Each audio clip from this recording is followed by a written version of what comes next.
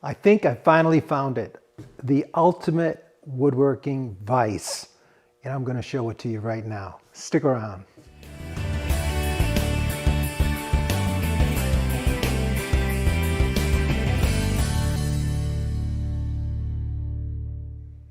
All right, welcome to the shop. I'm Tom McLaughlin.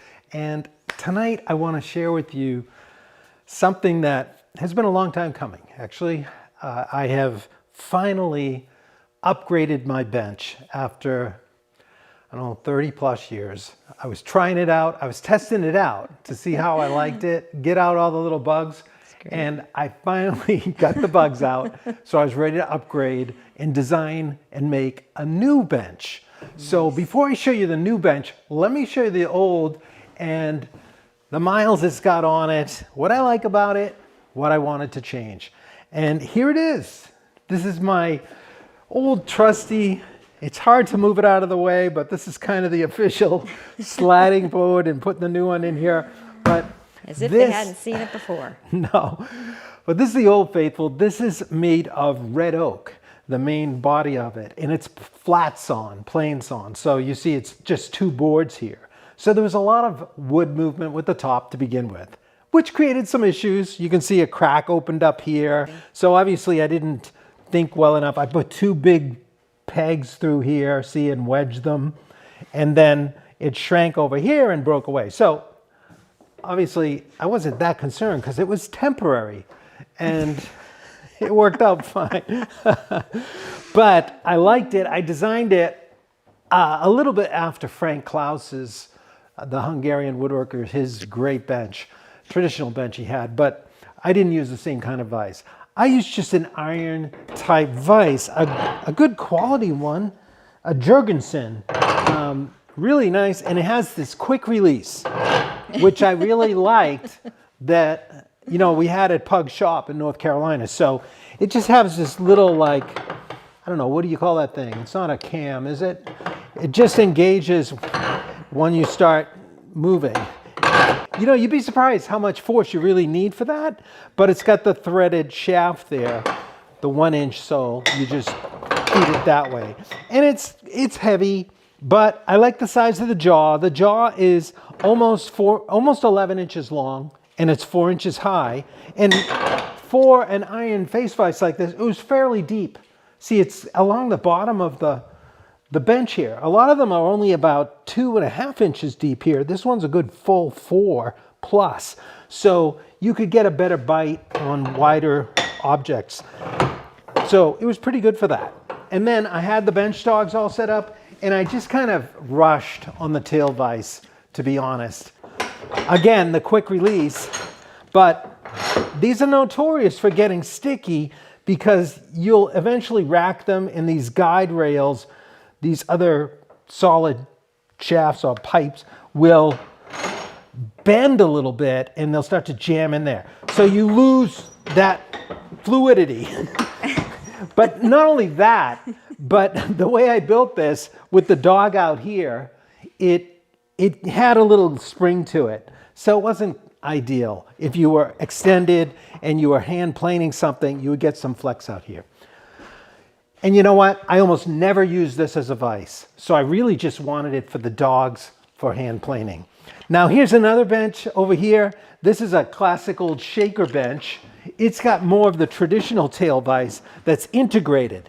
However, no quick release. You've got to just crank. Now the old ones would have had a wooden threaded shaft. It would have moved maybe a little faster than this.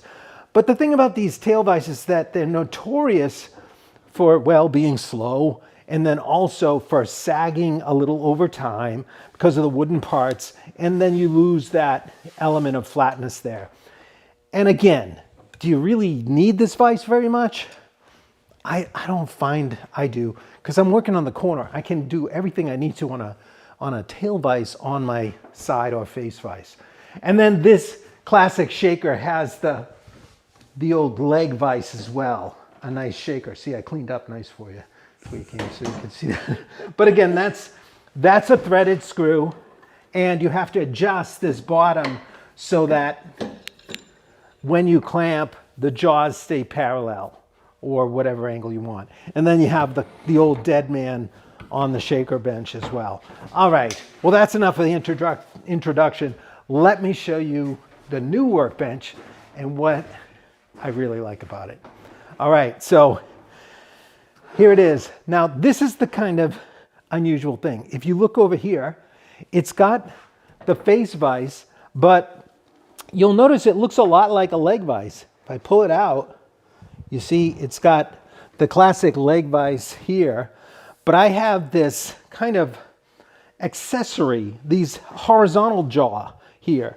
And what I really like about it is it's the same size as my old one on my cast iron vise. And it has the 4-inch depth and the 11 inches wide. But because I've got a leg vise configuration here, the shaft is actually quite a bit lower. So I get even more bite. I get a 7-inch depth for a bite if I would like to grab something that tight. Now, notice there's no threads. This is not a cranking threaded shaft, and this is one of the real beauties. I've gotten used to the quick action, the fast, you want that, right? But you don't want it to be too heavy. So this has this quick action, it just slides, and then as soon as I start to turn, it starts to lock in. Let me just clamp something in there and show you. Here's another jaw of another vise or a chop. If all I have to do is slide it up against the piece. As soon as I start to turn, it bites. It's just like a half a turn and you'll get the engagement. Now, how does it do that? Well, if you look under here, can you see this box? Sure. This is the secret weapon. This vise system is by a company called Hovarder. They're not sponsoring me or anything. We don't actually have sponsors like that. So we're just telling you the honest gut truth. I have searched around. I really like how this operates, but the genius is in that box. There's like a clutch mechanism in here that's on a keyed way. So as soon as you engage and turn, I don't understand it enough, but a friend of mine who works on transmissions said something about some workings inside a clutch, where I can't remember the word, but Steve, you know what I'm talking about. But anyway, it just engages really fast. So you're never turning this a whole bunch of times. So there are other vices out there. I really admire them. They're great with threaded. And you've seen the guy spinning the vise and it just flies in there really nice and fast. I like that. I like that you don't even have to spin this. You just slide it. Just slide it. And it's light and airy. It's just like working my other vise. I thought it was going to be heavier because it was more of a leg vise configuration. But I tested the force that I exerted all these years on that, and it's a lot more than this. And so it works quite fast and well. I'm really liking the Hovarder. Now, I'm not done with this. This bench is just about ready for finish. I've got a little more final sanding I want to do on it. So that's what I'm going to do. And I've actually got an 8-inch diameter polished aluminum hand wheel that I'm going to have as well. And I'm going to play around with both of them. I think I'm going to make an apple wood handle like this. I did this as a temporary while I'm waiting for the 8-inch handles. And I'm thinking, I don't know, I'm mixed. I'm so used to the traditional handle, I might go with that. But you could use either. It doesn't matter because it's not that low and you can quickly grab it and pull it out. Now, one of the things you want to do to add traction on this is I'm going to add this rubberized cork to the face once I get some shellac on here. And I'm going to put like a Waterlox, thin it out really well, and just wipe on 1 or 2 thin coats of Waterlox. That'll seal it up a bit, not too thick, so I can plane it, skim plane it if it goes slightly out of flat. But that's another thing we did in designing this bench. The old one was flat sawn wood. This is all flipped up, quarter sawn all across, and it's soft maple. And I thought about the wood movement a lot more. It's really glued and splined, double splined up front here, the first like 7 inches or so. And then it's bolted and spline back here, but dry. So this top can expand and contract a bit here. Now it's the humid summer months, so it's probably expanded as much as it's going to be. It might draw back, but we're not going to have any movement at this corner anymore. So I'm going to put this rubberized cork, I'll be spray adhesive on that face of that jaw. And that's going to give us a really nice extra tack on there. Now you could also put it on the face of the bench here, but I kind of like that this is all really nice and plain here. Everything's in plain, so I don't want to mess that up. And I think we're going to get plenty of torque here. Now, over at Hovarder, they say, and I don't doubt them, that these vices can exert 1,100 pounds of pressure. So that's way more than you're ever going to need. So it's a tremendously strong, fast, easy working vise. And it's low maintenance because there's no threads to mess around with. You don't have to oil it. It's all in the housing. They say like this will go easy 10 years before you may have to re-grease inside that mechanism, which isn't a big deal. Now, I've got the Hovarder there, but here's the other kicker. This is just a little bonus because I don't want to show you the whole bench crazy right now.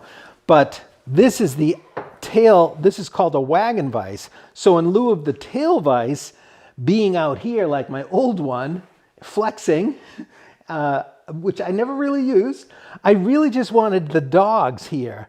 And so I've got these dogs in here with these little bullet catches. You can get those from Horton Brasses. You can check them out. We can put a link on there as well. But here's the polished aluminum hand wheel. This is a 5-inch though for the back, because it works just like the other one where you just slide up the dog, and then as soon as you start turning, you're going to engage. So you're never turning this more than a full turn. It's really only about a quarter to a half turn to engage and lock it in.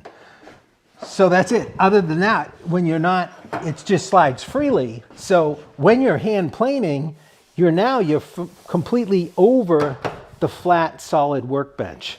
So let me just show you how it works. A few of the ways. I've already shown you how deep this is. It can really grab something heavy like this. So when you're clamping, you've got all that area above the center shaft. There's no side shafts to bend, but you want to try to get your pressure over the middle when you're using this or any vise like this. So when you lock it in, now I've got a nice bite right over the center of that piece. So because of that depth, you can angle things at a more slight angle, where before I would have had to lay this in something like that in order to get a center bite. But now I have a deeper vise, more convenient. So the other thing about it is you can plane things up on edge. So here we have, let's check out my little dead man here. Just like the shaker dead man, we put one in here as well. So we've got the little peg or dowel that goes in the peg holes, and then this rides on the front rail, and we've got a little guide rail here, and it just slides back and forth. And what's nice is that it's right in plane with the leg and the face of the bench. Everything's in plane right here. So if I wanted to plane something about that edge, let's see, I got this piece here. I could set this in, I rest it on the dog, and then I'm going to get a bite up here, just slide in, get a nice little bite there, and then I could take a joiner plane or something, just get on there.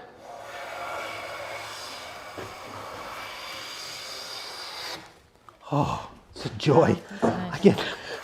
I'm going to just keep doing this. These are the first shavings off this new bench. Isn't it nice?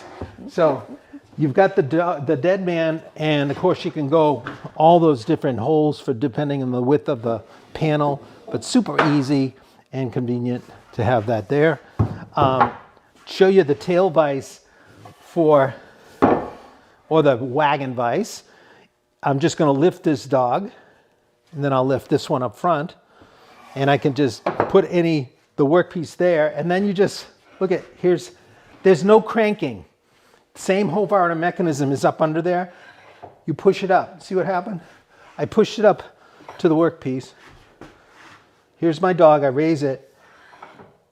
It butts against. Then I start turning, and it's locked. That's it. Amazing. So it's a quarter half turn. I feel like I'm selling Ginsu knives. I'm really not. I'm just kind of excited. But here's what I really love about this.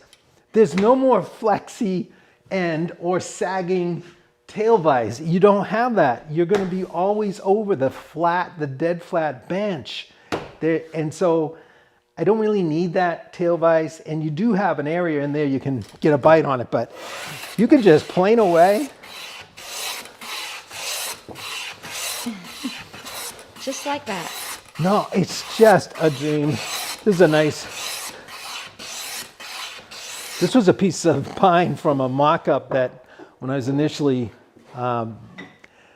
designing the bench. This is the interior thickness. It's like 2.5 thick. So isn't that great? You just knock those down and get that out of the way.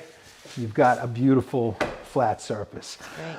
But the real beauty of this is that Hovarder. Now, sometimes I know somebody's probably saying, all right, but what do you do if you wanted to clamp a really wide board, like, the Moxon vise?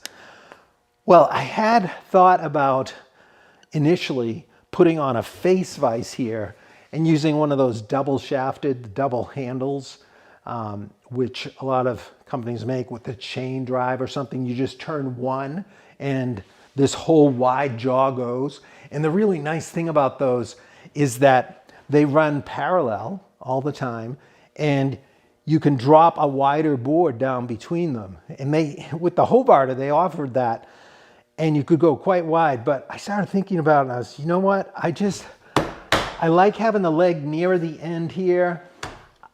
I like working on the corner, and the elegance and simplicity and speed and strength of the leg vise on the end here just made way more sense. Now also, if you need to work with like a Moxon type vise, you have a wider plank, you don't do that often. So you could have a Moxon vise, but all these years, I've never used one. I've made lots of chests of drawers where I've dovetailed panels, but what I usually do is just take, like, let's say if I was going to dovetail this panel, like this is about the width of the side of a chest. So I would put it in to my vise. I'm just sliding it up.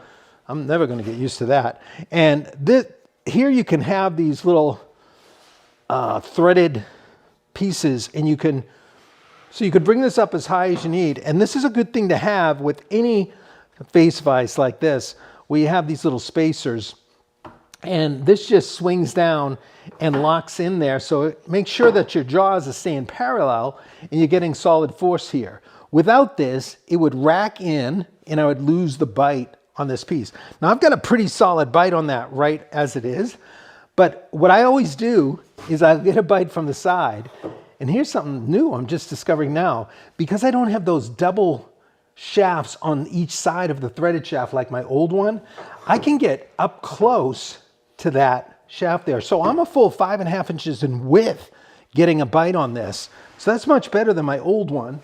And then what I do is I just take a clamp and I run it across into the tool tray and I just clamp on there like that. Then I'll mark my dovetails. And this is essentially my Moxon vise. As little as it's used, it's pretty fast and it's very efficient and it's good and strong right there. So everything's nice and cleanly grabbed right against the face of the vise of the bench. I would love more people to build this bench. I'm really excited about it. I think hopefully we'll get another 30 years out of it. There's a lot of people interested in those spacers. You did not make them. Is that? You could make them, but no. These were a gift. Mm-hmm. Thank you. Mm-hmm. And I believe they're from Lee Valley. I should have put that link in there. Okay, we'll add it. We'll add it. Yeah, I forget. I had a set that were very small and wimpy that I showed. You can order them at Amazon, I think, and they were much shorter. And this is definitely the better situation with this deeper jaw. So you're getting the full support. When these drop in, it's really a nice spacer across the face of the jaw. There's a lot of great Vise options out there. I'm not down in anybody's Vise system. I've thought a lot about it. Obviously, when you're going to put on a course for a workbench, it's not only your preference, but you're realizing, oh, there's a lot of variations out there that people are going to want. And I want to make sure that I pick something that was going to not be overly expensive, but be worth it. I should give a shout out to Goose Bay Lumber, our friendly. I say no one sponsors, but they do provide the lumber for our courses, and it's a wonderful arrangement. Head on over to epicwoodworking.com.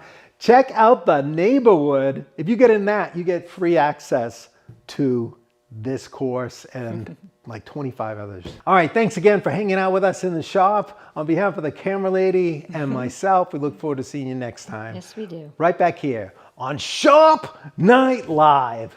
Thanks. Good night, Hope to everybody. see you. Hope to see you the next time, everybody. Take care.